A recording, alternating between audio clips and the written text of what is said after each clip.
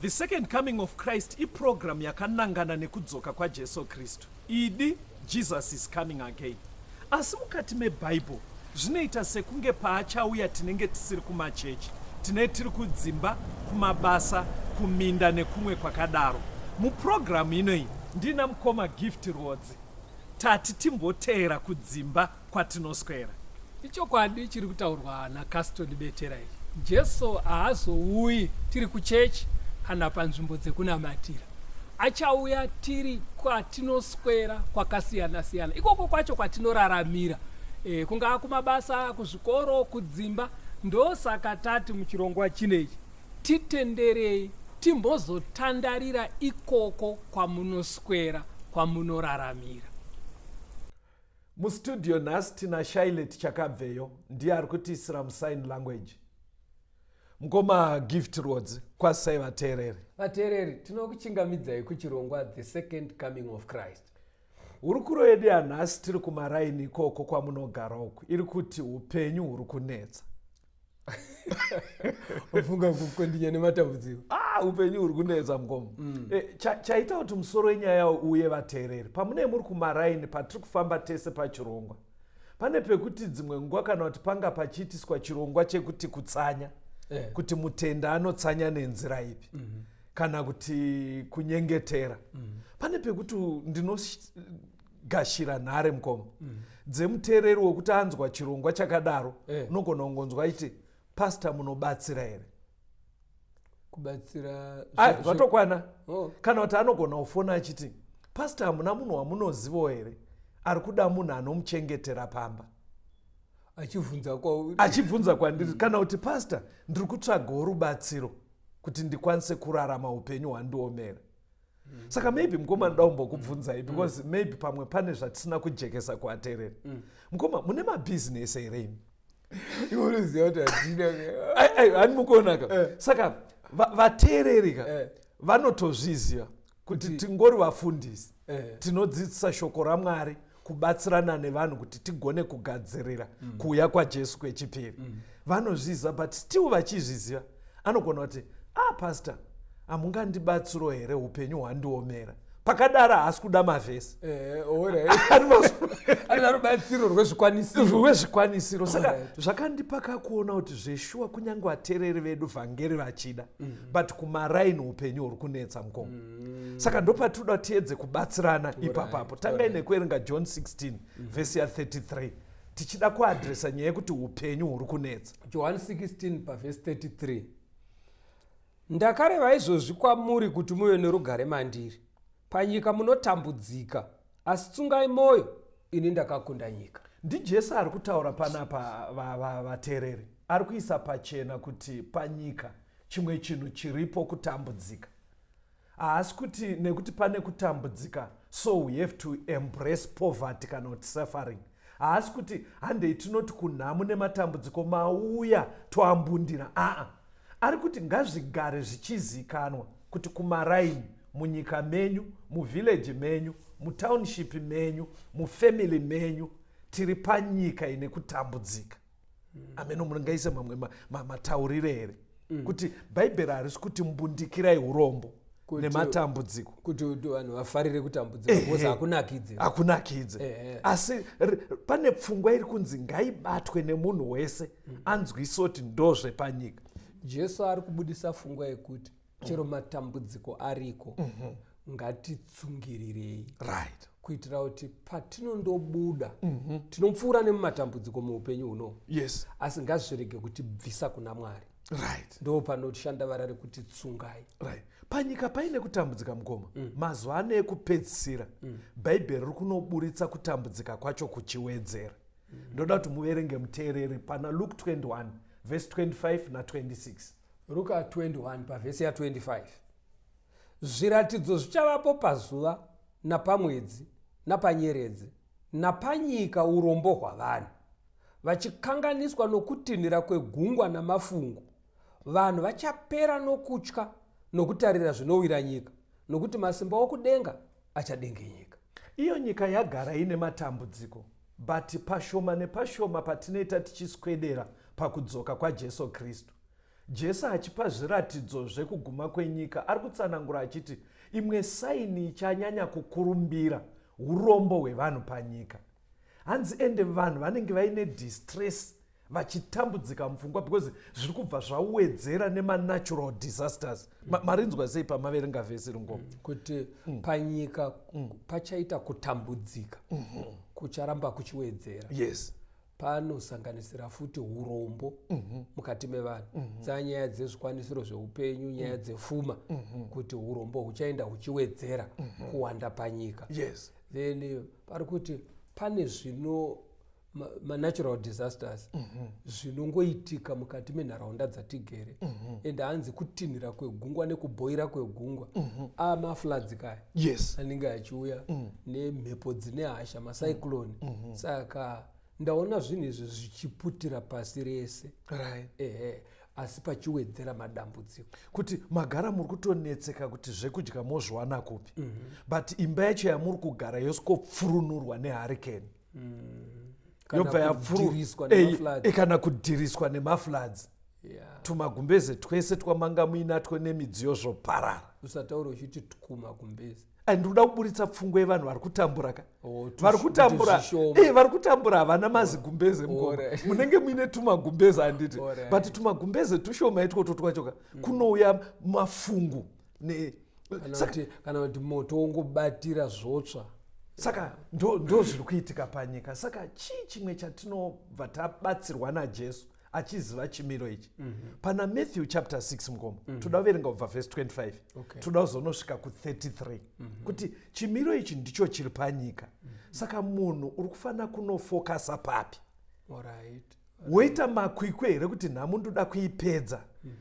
Semunhu ari kuda kuteerera yambiro yaMwari, ungafokase papi. Kuti todii ndo zviripo ndo zvatiri kurarama mukati mazvo. Yes. Inzwai pana Mateo 6 kutangira verse 25. Mateo chapter 6 verse 25. Saka ndinoti kwamuri, regai kufunganya pamusoro peupenyu hwenyu muchiti, ndichadyei kana ndichanwei?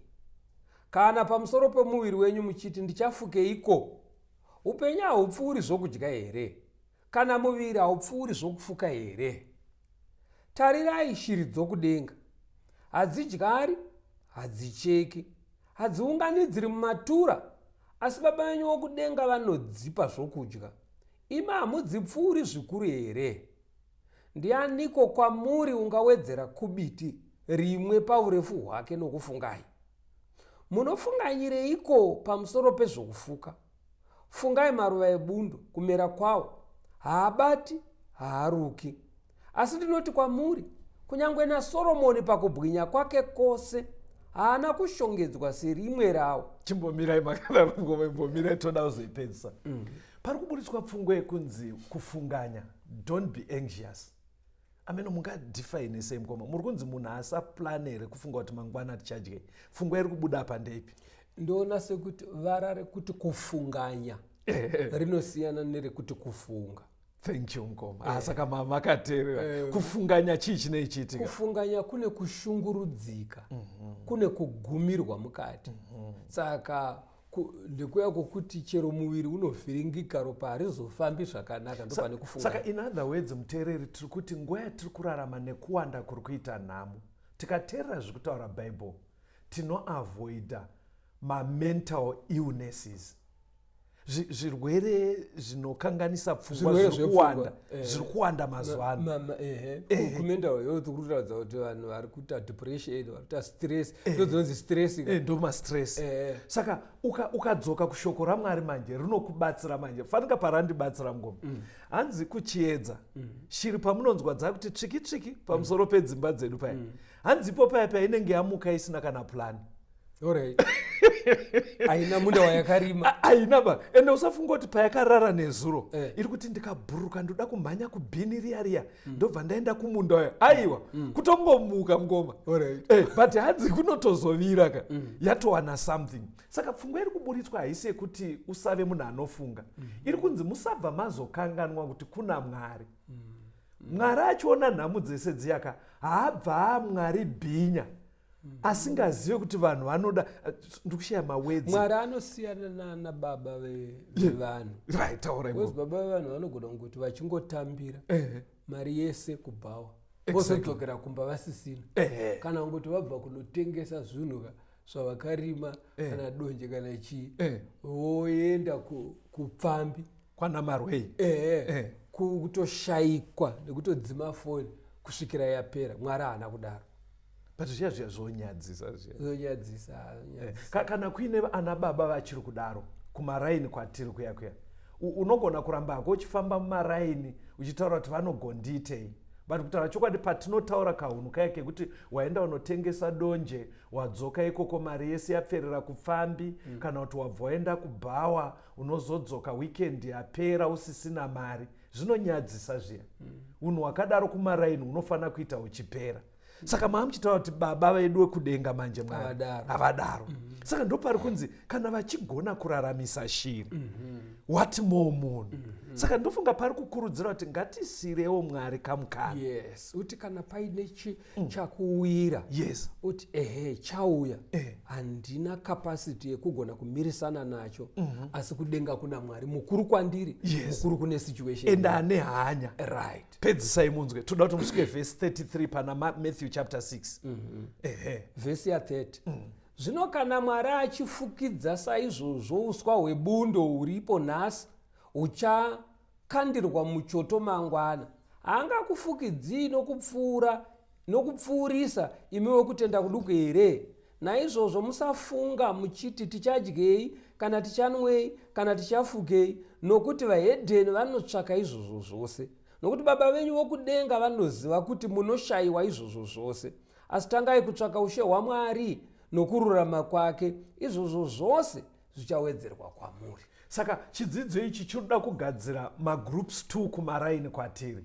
Chiri kuti nyaya yesuffering iri kuwira vahedheni nevanotya Mwari. Saka hanzi tese tikanetsekana nekufunganya about upenyu, takatarisa katarisiro kanoita vahedheni, saka tasiyana pakudii.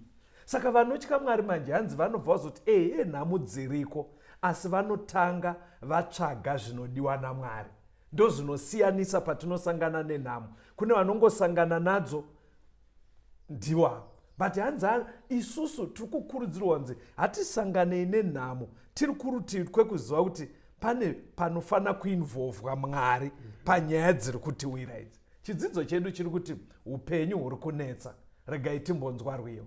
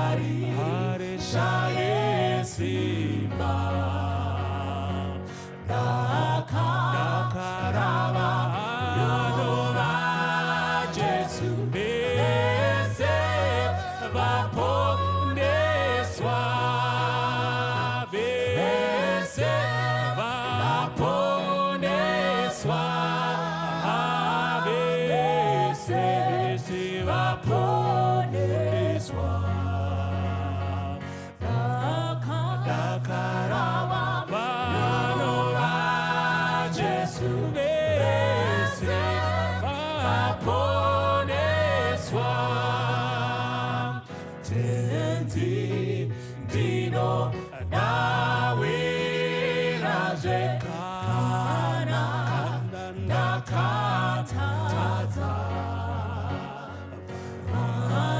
vandikatsinzerera chipo chawana ngeropa chawanwa ngeropa chawanwa ngeropa vandikatsinzerera chipo chawanwa ngeropa.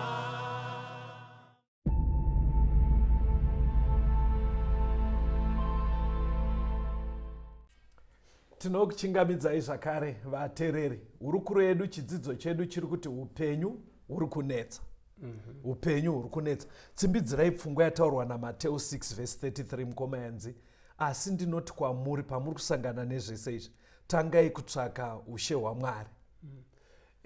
Upenyu kana huchinetsa inoona kuti inonobata futi kuti kune vamwe vanhuka vekuti zvavanozoita kuti vaunganidze zvikwanisiro zvese ukateera rodhi yacho yakazara zvitema, ine uipi bedzi kuti kutojyiwa chingwa kumba pane utsotsi hwaaita, kuti atenge mota pane chikiribidi chaaita, zvese zvakangozara neuipi. Saka Jesu ari kuti iye kunyange upenyu huchinetsa, ivai neukama naMwari. Mukapa Mwari nzvimbo yake nekumumirira, haambofaka kutungamirirai kusiriko. Anokutungamirirai kwekuti zvinhu izvozvo zvinoungana, asi usina chaunombotya. Chero kukaitwa audit hautye. Chero ukaona vemutemo vachisvika padhoo pako, unotongofunga kuti vari kutsvaga nzira yekwavari kuenda, unenge wakasununguka. Saka ngatifambei naMwari munguva dzekunetseka. Saka iye zvinezvi mazuva ano nekunetsa kuri kuita upenyu mukoma, mataura vamwe vanhu vanozowana zvinhu asi nzira yacho yaazviwana yakazara uipi. Chimwe chinhu chiri kukurumbira iye zvinezvi mukoma, iwei yekuwana zvekudya vanhu vachishandisa miviri yavo. Imimi ndoziva kuti foni yenyu nevanhu vamunotaura navo vemazera enyu, munenge muchibvunzana pafoni, maswera sei mufundisi, vakadii kumusha, zvekuti pafoni penyu kashoma kuti pauye language yekuti maslay queen. Inombouya here pafoni penyu language yekuti maslay queen? Ndoma iwa. Inenge ichida kureva zvakurumbira zvevanhukadzi vanenge vachirarama neunzenza. Saka toda kuti tiende mubhaibheri toona kuti hakuno here vamwe vanhukadzi vakamboomerwa, achitogara ega asina kuroorwa. Option kuita zvechipfambe here, option kuenda murodhi here nekuti upenyu huri kunetsa. Because mhinduro dzinopiwa nevanhu pavanenge vachirarama vachiita upfambi, mungave muvhileji kana kumafarms kana mudhorobha, ari kuhwanda nekuti upenyu huri kunetsa.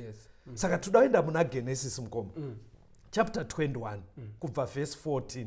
Pane mukadzi aripo anonzi Haga. Imbotiverengei munzwe. Musati maverenga tati toda kupindura papi? Toda kubatsira area ipi? Kana upenyu hwaoma. Yes. Ndizvo here kuti munhu osarudza nzira sedzekutengesa muviri kuti awane chingwa kumba, kana kubhadhara school fees nemari yechipfambi. Ndizvo here. Saka toda kunoona muenzaniso wevamwe vakambotambudzika. Thank you mukoma. Genesis 21 kubva paverse 14. Genesis 21 verse ya 14. Abrahama akamuka mangwanani akatora chingwa neguchu remvura, akapa Hagari, akazviisa pafudzi rake, nomwanawo akamuendisa. Iye akaenda akandodzungaira murenje reBherishebha. Mvura yeguchu yakati yapera, akakanda mwana pasi munyasi megwenzi. Iye akandogara pasi pakatarisana naye nhambwe inenge ingasvika museve kana waposherwa. Nokuti wakati, ndirege kuona hangu mwana achifa. Akagara pakatarisana naye akachema kwazvo. Tipei background, chii chiri kuitika apa mukoma? Ana Abrahamu ka vakambogara vasina mwana naSara. Yes. Asi vaive nemushandi muti mazuva ano dai ari mazuva ano ari maid ari maid kuti anga ari muranda wavo ainzi Hagari. Saka Sara ndiye akazoti kuna Abrahamu aite mwana naHaga. Mwana uye azokura Sara akazobereka Isaac. Saka Sara ndokuona kuti mwana waHaga ari kuratidza kusafarira Isaac mwana wake. Ndobva anoti kuna Abrahamu, dzinga Haga nemwana wake vabve pano. Right. Saka kudzinga manje apa unoziva pandinetsa ini. Manetswa nemgoma. Abrahamu aive mutsvene hake pakuverenga nekudzidza kwatinoita. But ungati werewo uri kuendesa mwana naamai vake womupa chigubhu chemvura nerofu rechingwa svega. Anomuona zviri kubata ka. Saka pamatotaura kudaro ka kune vanhu vanenge vaitoti pastor ndakadadirwa ini. Nababa vevana 2 vamunoona ndakadadirwa. But toda kuti tibatsirane nemuteereri. Adadirwa wacho kuti still chifamba isi option. Saka zviri kuitika mukoma ngatichiisai mucontext yanhasi. Imi mataura kuti akatotorwa Haga akanzirara nemurume wangu. But ngatitorei situation yanhasi yemusikana. Apa Haga anga asina mhosva. Ngatitorei atoita mhosva. Kuti musikana ari kutoziva kuti munhu wandiri kudanana naye murume wemunhu. Ngatiisei muchimiro chanhasi. Ndozvava kutoita vanasikana variko. Anenge achitozviziva, anenge achitoti varume vanhu ndoandoda. Obva aitiswa mwana. Ochizotambura kurera mwana uya. Ndopatinoda kuya yanhamo iripo. Hatisi kuda kutsvaga kuti iwe waimbodananirei nemurume wemunhu. Toda kungotangira pakuti waakutambura. Pane nhamo, pane dambudziko. Hauna chekupa mwana. Mari dzerendi dziri kunetsa. Hamuna chikafu. Ndobva akapiwa chikwapo. Chigubhu chemvura nerofu rechingwa. Madhara ngavarege kudaro. Imbopataura imi ndimi. Aumana kumisha kwamuri musadaro wakomana. Mwana akabva muchiuno mako unomupa rofu rechingwa nechigubhu chemvura chete zvatokwana. Iwe uchisara uine matanga emombe nei muchidya makadekara zvenyu mwana achidzungaira musango. Unonzwa vamwe vaitota kuti havasi kumbonditumira ripoti yake. Ripoti yekuchikoro apa hatenge kana bhutsu kana uniform. Ora ngatisei ipapo. Mai vari kutambura naIshmael. Hanzi vakatanga kuchema ndobva vamusiya vamukanda mugwenzi. Ivo ndobva vaenda chinhambo zvikanzi handidi kuona mwana achitandadza. Muchimiro chanhasi Haga ndiri kumunzwisa. But muchimiro chanhasi ndiri kuona mai vadhampa vana. Zviya zvokurasa vanozoituka kumabhira. Imwe situation iyoyo. Uyu ndiri kutoziva zvaaita. But ndiri kuti ngatingotorai nyaya itibatsire chimiro chanhasi. Kuti Haga wanhasi ari kubva adhamba mwana. Chiverengai pamama akuverenga kuti Mwari akanzwa izwi kudi paverengei ipapo. Verse 17. Mwari akanzwa izwi romukomana. Mutumwa waMwari akadanidzira kuna Hagari ari kudenga akati kwaari, zvaita sei kwaHagari? Usatya, nokuti Mwari wanzwa izwi romukomana apo paari. Vanodzidza Bhaibheri mukoma pavanodudzira Mwari achinzwa izwi remukomana vanodudzira pairi. Pamwe pacho vanoti Ishmael chachi mukomana chaakuma 13 years. Saka makore aagara nababa wake Abrahamu akadzidziswa kutya nekunamata Mwari. Saka Ishmael ndiye akatoona kuti mama vari kunetseka, vari kuchema because hatina rent. Mama vari kuchema because hatina chikafu upfu wapera. Saka mugwenzi maakandwa mai vari kufunga kuti mwana akufa. Saka chimufana chakatoita munamato kuna Mwari. Kuti Mwari komborereiwo inini namama tadzingwa nababa, hatina chekudya, upfu hwedu hwapera, hatina mari yerent. Chimufana chadzidziswa kutya Mwari. Apa mai vari kungochema. Saka manzwa ngirozi yabva yati Haga, misodzi yauri kuchema iyi tatonzwa mukomana ari kunamata. Hakusi kungoti vakanzwa kuchema bedziba. Aiwa kutoti chimufana chaivimba naMwari. Mungabatsire sei ana mai kana vaomero kunamata? Edoluvora kuti chero uriwo wakonzeresa. Because Ishmael ndiye akakonzeresa udzingwa kwawo. Amene zvakanga aita kuna Isaac. Chaimuseka. Asi akarangarira kuti akadzidziswa kunamata. Yes. Saka kunamata kwakakosha. Tinotori nevanhu vakawanda muteereri vekuti unogona kuva uri single parent, uri single mother, upenyu hwakatooma. But kutotaura chokwadi background yako waimboenda kuchechi iwe. Saka chikukutadzisa kuyeuka zvawaimbotichwa namai zviya muchienda kuchechi muri mayouth chii. Mwari vanonzwa, Mwari havadhambe vanhu. Mwari havadhambe vanhu mukoma. Verengai munzwe kuti chii chakabva chaitika. Verse 18. Verse 18. Simuka usimudze mukomana, umubate ruoko rwako, nokuti ndichamuita rudzi rukuru. Ipapo Mwari akasvinudza meso ake akaona tsime remvura. Akaenda akazadza guchu nemvura, akamwisa mukomana. Mwari akava nomukomana, akakura, akagara murenje, akava munhu anopfura nouta. Akagara murenje reParani. Mai vake vakamutorera mukadzi kunyika yeIjipiti. Akatozoita jaya kuroora arimo. Saka chiri kubuda panapa mukoma. Akanzi chekutanga hatidhambe vana. Bata mwana mumaoko. Ndo chekutanga. Chechipiri akavhurwa maziso ndobva atoona tsime remvura raivepo. Hatidi kutsvaga kuti rakatocherwa naMwari chinguva neichocho here. But pfungwa yatoda kuti muone ndeyekuti paina Mwari tiri vanhu vanonamata Mwari anotivhurira maopportunities kana upenyu hwaomo. Ende hanzi vakatozogara mudhezeti imomo. Mufana akatoadapta. Nehardship yemudhezeti akatozwa munhu anopfura vakawana kurarama. Saka pari kubuda number 1, bata mwana mumaoko, hatidhambe mhuri. Tambura nemhuri yako hanzvadzi. Chipfamba haisi option. Number 2, Mwari akavhura maziso aHaga. Kureva kuti Mwari anokuvhurira maopportunities. Musituation yakaoma kudaro iyoyo. Murenje imomo nhamu dzedze Mwari anovhura mimwe mikana yaya. Uchatozoshamisika mwana achikura achitozokuitira muroora. Mukoma ndoda kuti mutsimbidzire pfungwa iyi. But muudze vanhu kuti zviri kutiwira. Hazvisi zvinhu zvekuti ubva kuti ndaigodei. Ndoda kuti tinyanye kubatsira hanzvadzi dzedu dzechisikana. Anogona kuva ari akakonzera, pamwe akamitiswa akarambwa, kana kuti akafirwa, ndobva atosiyiwa pamwe aine chirwere. Musituation dzese mukoma, tsvagai matauriro nguva dzedu dzafamba kuti chipfamba haisi option. Haisi. Zvakare tsvaga, chema kuna Mwari. Honai pandave. Chero paine zvimwe zvawakakonzera. Mwari ndakaita honi noubenzi. Asi ndirangarireiwo. Mwari anorangarira. Ende hadzisi hanzvadzi bedzika. Chero nemi vakomana aikona kupedzisira wambavha, wazi tsotsi, wazi kuruku, nekuti zvinhu zvaoma. Enda kuna Mwari.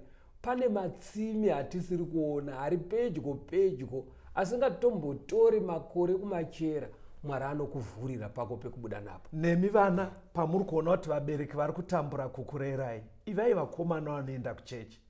Gonai kunamata. Mwari anonzwa minamato yevana. Phone number dzandaa kukupa muteereri ndedzekuti uwane zvimwe zvidzidzo zvakaitwa kumashure. Ukaisa message tinokupai link rema WhatsApp groups ekuti mupindemo ndo munotumirwa zvidzidzo kuti muwane malinki. Phone number dzinoti 0775 909095 0775 909095 kana kuti 0717 091 615 0717 091 615. Ngatisanganei same time pachirongwa chino the second coming of Christ.